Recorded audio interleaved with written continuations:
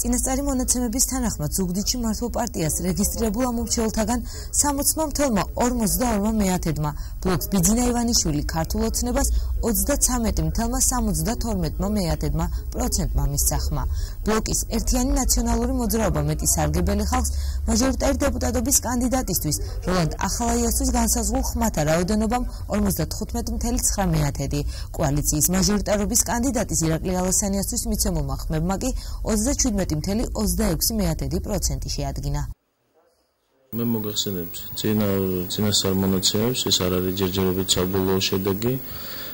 მინდა გითხრათ, რომ ჩვენ სიაში ყავდა 121.834 ამომრჩეველი. აქედან მოვიდა 57.000 ოდნავ მეტი. ერთიან ნაციონალურ მოძრაობამ აიღო 34.306 ხმა მაჟორიტარული სისტემით და 31.860 ხმა პროპორციული სისტემით. ქართულმა ოცნებამ აიღო მაჟორიტარული სისტემით 18.329, პროპორციული სისტემით 19.891.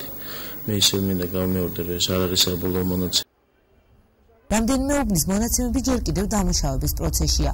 როგორც საოლქო კომისიაში აცხადებენ, ოფიციალურად საბოლოო მონაცემები უახლოეს პერიოდში გახდება ცნობილი. სამეგრელო ზემო სვანეთის მასშტაბით სულ 9 საარჩევნო ოლქია.